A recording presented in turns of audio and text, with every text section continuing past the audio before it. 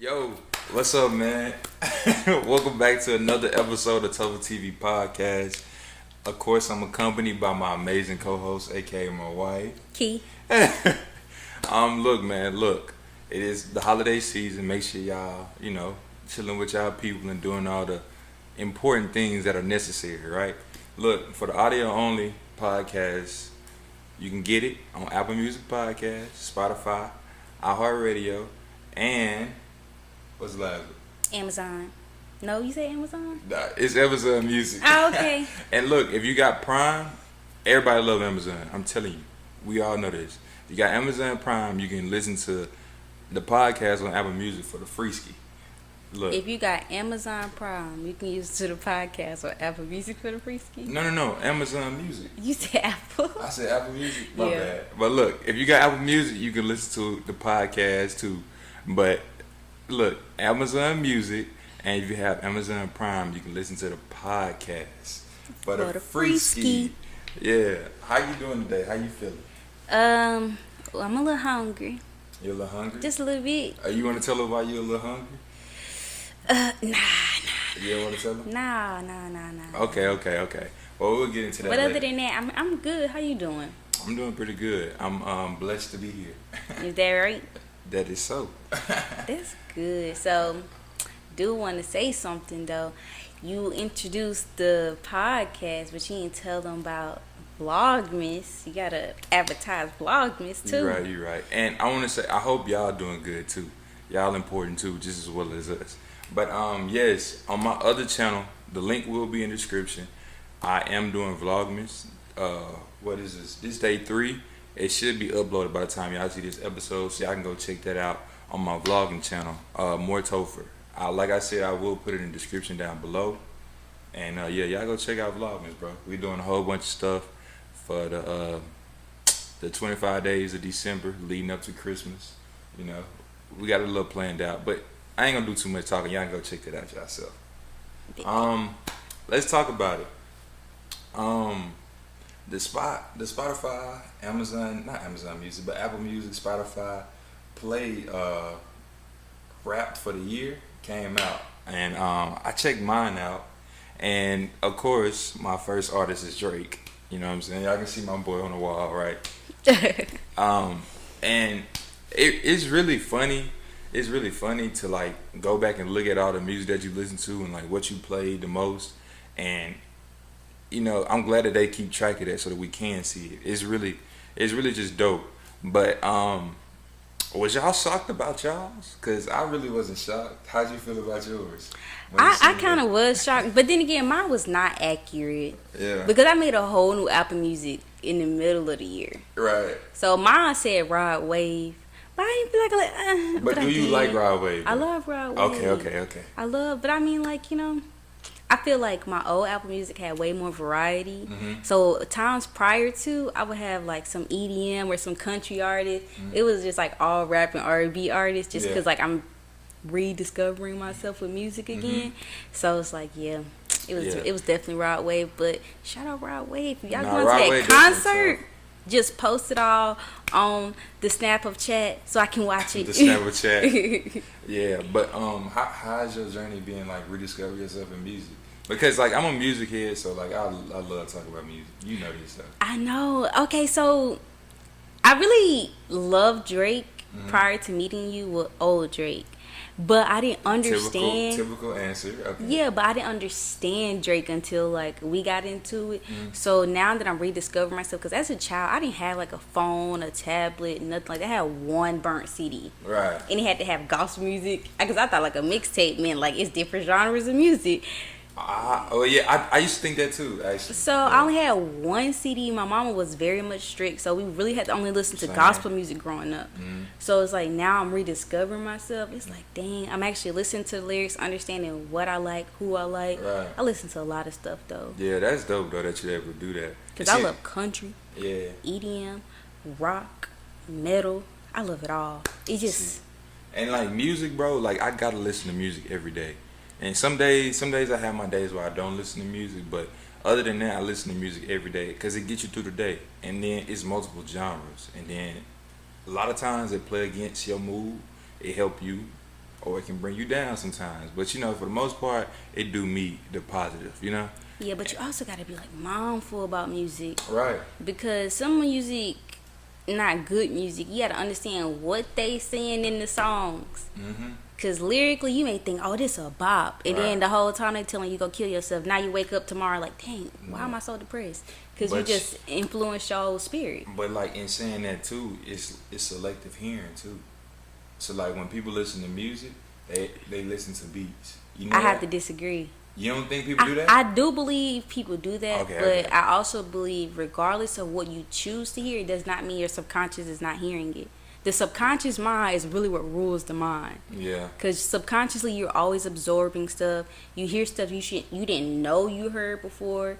It's just naturally, it's just gonna like alter you spiritually. And if you're not spiritually in tune, it probably won't affect you. But those people who are getting more spiritually in tune, you'll start to notice how the music of you'll hear stuff and you'll like shake your whole spirit. Right. So that's why I say be mindful. Yeah, it's most definitely important to be mindful of what you listen to. But like I know I might ask a friend like, what did he say in that song? I don't know, bro. The beat just hard, you know. But it is true what you say about your subconscious and what is actually hearing versus what you think you're actually hearing. You know what I mean? Definitely, Yeah. definitely. But let me know how y'all feel about y'all Apple Music and Spotify Rap, because it is the end of the year. January knocking on the door. Ooh, you finna be you pushing 30. Okay, relax. You pushing 30. We ain't gonna do all that because I got 3 more trips around the sun before I get to 30. So you need to relax over here. But a trip around the sun is like, boom, sun went to sleep, now you awake, you 30. No. She doing too much. But nah, let's get into it. Okay, so anybody that's new here, me and my wife have been married since July of 2022. On the 22nd. On the 22nd. And I was doing a little scrolling through social media like I always do. And I found a fact, right? I ended up fact checking it, doing my own little research. But did y'all know that there's a 41% chance that you can end up divorced after you get married? Now, if you look at it from 100, that's not that far away. And it's kind of like mind-boggling to like think about, because that is a high percentage. And that's just how like the same percentage, to go off topic for a second, the same percentage about black women and giving birth, like what was it, 44? Yeah, like 41, 44. Yeah, that is a high percentage. Of death rate. Yeah, of death rate. Yeah. But that is a high percentage of people failed marriages, right? Yeah, because like even now it's crazy that you think about that you just brought this up, because I feel like we was talking earlier and I just found out another one of my friends just got divorced. Really? And it is mind-boggling, because I don't want that for us. And I'm not speaking it on us, definitely not there. It's just like majority of the people that I saw get married that I was like, oh, they gonna make it, half of them already divorced. And that's just in my personal circle. In your personal circle? Mm-hmm. Yeah, I don't have a lot of people in my personal circle that has got married. I think I was like the first one. Mm-hmm. But, you know, everybody has aspirations to get married around me. Nuh-uh, because you got Sid, Trussell. Oh, yeah, they was before me. You're right. Way before you. Were they way before me?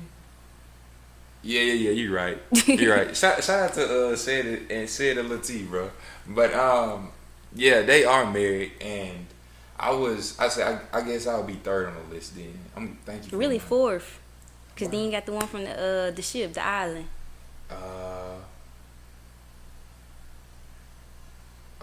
Dang. Oh, D. You're right. So I'm really fourth. My bad. I stand corrected. But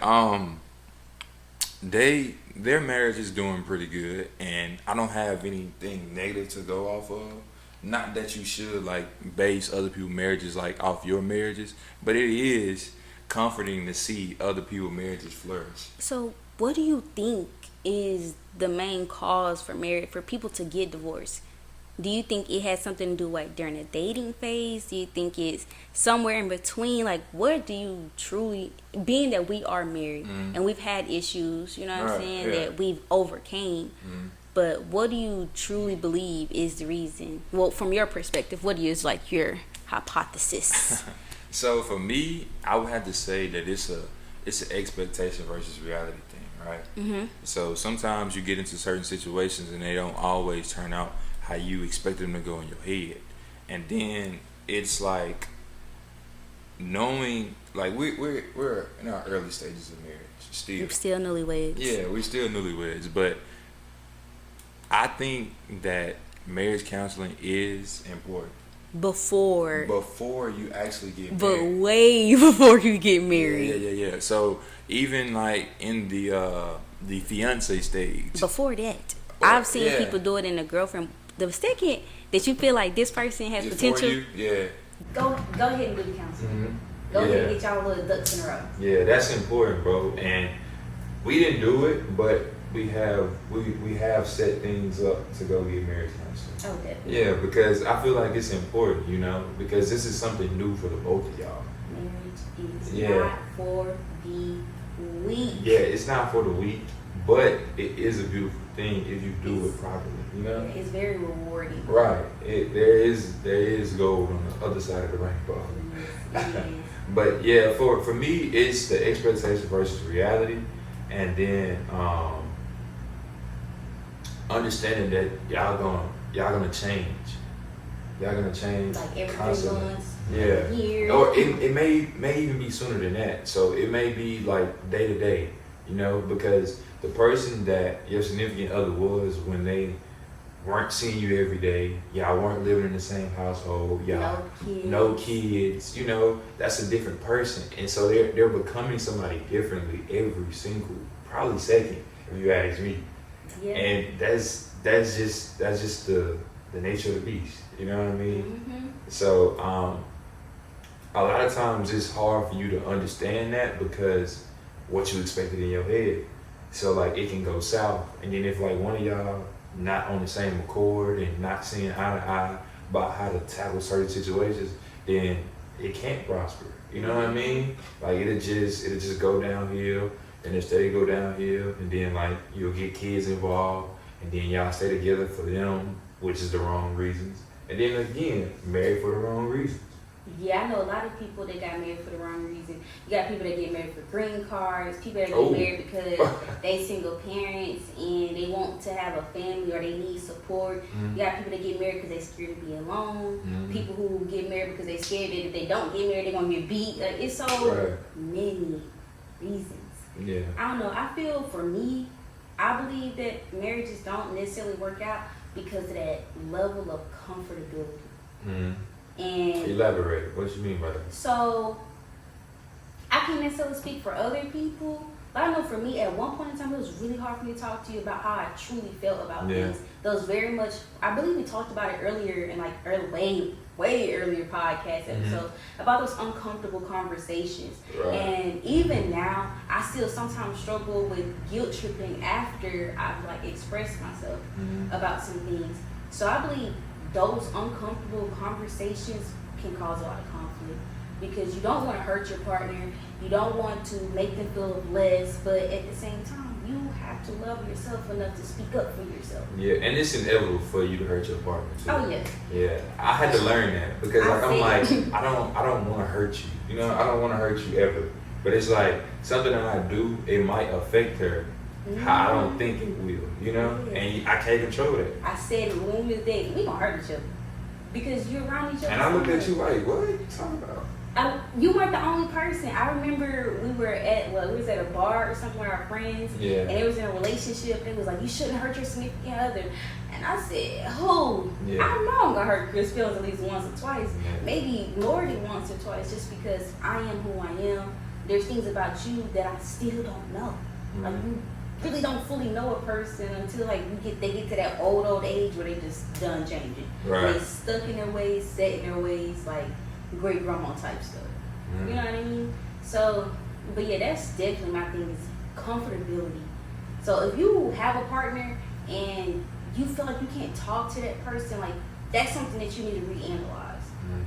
Because nobody wants to get divorced because it's like you're playing your whole life with that person. Yeah, that's a lot too. And then, you know, also from state to state, the laws are different. Like, I remember you telling me, because you were stationed in North Carolina. Oh, in North Carolina, you got to be separated for a year. Yeah, and so imagine filing for divorce and then you have to be separated for a year before they get finalized.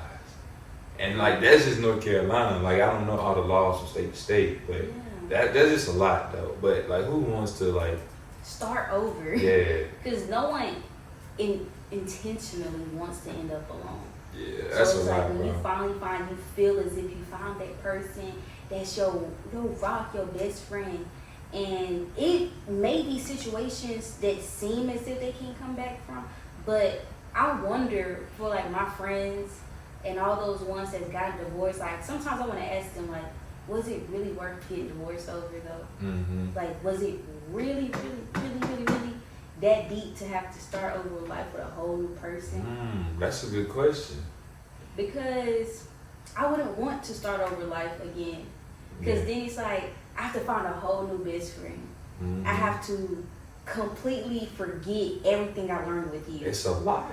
Yeah. It is a lot. Like, I can't love the next person like I loved you because they're not you, and then I'm going to compare for a long time. Oh, you didn't do it with Christy. Unintentionally. Christy is still this way, and that's how I liked it. Right. So it's like how you have to start all the way over. Yeah, it's unintentional. Then, I understand. So it's like, I know those ones that got divorced. I want to say I'm sorry that it did not work out because I know that's hard to readjust. Then it's like the finances of it. Then when there's children involved, that separate parent, you know, it's just, you're going to traumatize your kids regardless. Yeah, and I didn't know kids get affected as deeply as they do. Because, like, me personally, I didn't have to deal with the situation because, like, my mom's husband wasn't, like, my dad. So, like, I didn't really deal with it, like, per se, like, a child whose mom and dad was in the situation. But you still dealt with it. You know what I'm saying? But I don't think I was traumatized because I halfway did life. You see what I'm saying? So I was just like, oh well, type stuff. But it was like, it's gonna hit different if it's your mama and your daddy. And you 12, 13 years old, and all of a sudden, the big happy family that was once there isn't there. You know what I'm saying? So like that's gonna hit different for a person like versus me. You know what I'm saying? Yeah, I definitely understand because my parents are separated. And I'm grown. I have my own family, but yet it still affects me. Exactly. Because I want to go home for Christmas. I want to spend time with my family, but it's like those good memories of when you was younger. Not even that. Oh, it's not that? Because my parents had their problems and they had their own personal problems. But they was together though. Let me finish. Okay, I'm gonna let you cook. You trying to figure out what I'm going to say. But they had their own personal problems that they should have worked out. And I know for a fact that my parents are still best friends. Whether they want to admit it or not, I don't care what they say. I know they're still best friends. And because they've been together since I was 1. How old are you now? I'm 24. So they've been together 23 plus years. Yeah. So I know for a fact they're never going to find each other. That same feeling that they had. They may find better or they may find worse. You don't really know. Right. But I think the worst part that I feel from their not being together is I finally left the military and all I ever wanted in the military was to spend the holidays with my family. Like, just unified again. But it seems as if they can't get in the same room without arguing. And it's just because they mad at each other and won't talk about it. Yeah. And that's literally all it be. It's just, I understand sometimes damage be too lost or too deep, but separate and come back is a thing. Like sometimes we just need to separate, like maybe not get a divorce, maybe take that separation, just be like, you know what, let's separate and just miss one another. Because whether you get divorced or not, you're going to miss that person. You think so? I 100% know so. No matter what the circumstances were. Because you done slept with this person every single day. So it's like, damn, I gotta learn how to sleep by myself again. that's hard within itself. And you may sleep with somebody else, they don't smell like how your person smell. Yeah, oh, it get deep. They don't rub your back like. So now you gotta teach somebody how to love you again. Like you just grew up, and you grow up with that person. Like me and you, like yes, you're a couple years older than me, but I'm growing up with you. Yeah, facts. So it's like how. Of course why would you not miss that person? Yeah. Unless like they beat you down. Even can't even say they beat you because people that are abused still miss their lovers. Dang, you're right. Because you don't, once the breakup happens, all the negative stuff seems like, what's it even worth it? Right. And I only say that because I've been in a breakup before and that's how I feel. So it's like when you're married to a person, and you can't even say just like marriage, because marriage technically is just a piece of paper. Yeah. That's the only thing that differentiates a marriage, the word marriage, from relationship. Or boyfriend and girlfriend, yeah. Like you can verbally say that you're married. Right. It's just it's a deeper title. Mm-hmm. You know what I mean? With more strings attached. If you get the piece of paper. Yeah, if you get the piece of paper. Because if you don't get that piece of paper, it's not the same unless, you know what I mean? Yeah. So, I don't know. I just believe that those people who didn't make it just hurts my feelings. Yeah. And you know what I think? About like marriage sometimes? Like it was designed for like people with a whole bunch of assets and things of that nature. Because think about it, if it wasn't like through the court of law, how would they divvy up who get what in divorces? See what I'm saying? Because like, I mean, we prospering, you know what I mean? But we don't have needs. So imagine trying to figure out who get what without going through the court of law. And death. Yeah. In general, because if you've been in the hospital and me and you'd have been together for 18 years and then something happens to you and you're in a hospital, God forbid, and your mama wants you to do one thing and I say another thing, your mama gonna rule over me.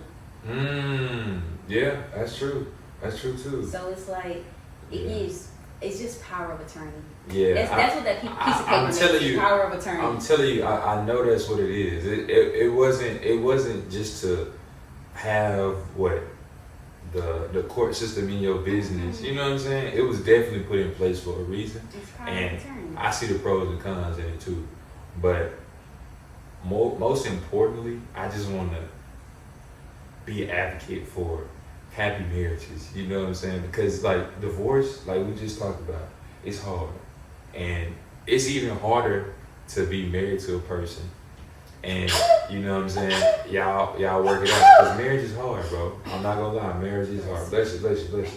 Marriage is hard, but you know, divorce can be harder. And I just want to advocate for all the strong, happy marriages and understand that if it's not life-threatening, I feel like you can get through it. This is true. Like time is off. I gotta be on the caveat side. Okay, I'm listening. Because I am an advocate for happy marriages and I'm also an advocate for happy people. Right, for sure. Because if you're in a marriage for like 3+ years and you just genuinely are not happy, I do not believe you should stay. Nah, 100%. Because at that point you're just wasting your life. Yeah, you literally whining away. So I think that's why there's a lot more marriages, because I've been divorces. I mean, simply because you know when you think about back in the days, a lot of like old couples, they stayed through everything and was miserable. Yeah. Like me growing up, I saw more miserable marriages because everyone wanted to keep that loyalty, like staying married to a person. I believe in this generation, they understand I don't have to be here. Right. And so I think that's why divorce rates are so high. It's definitely a different time right now.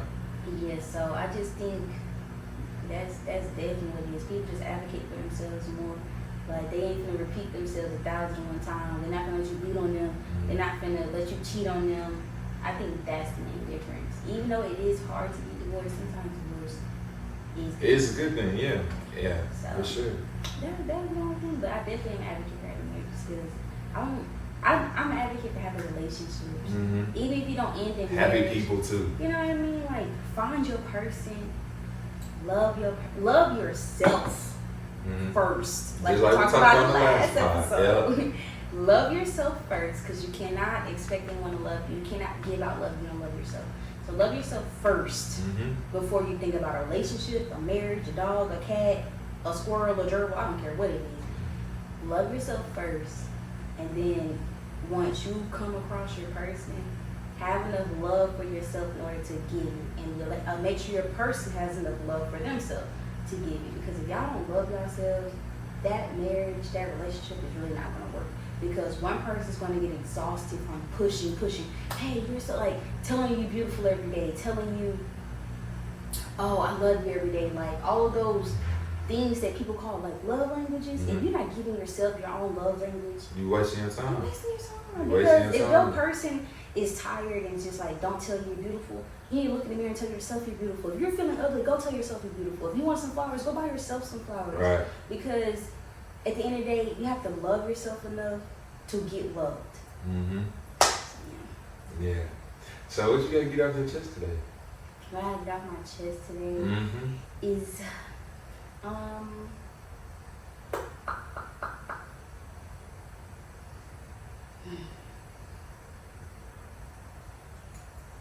what you got for us today? What you got for what us I today? get off my chest today is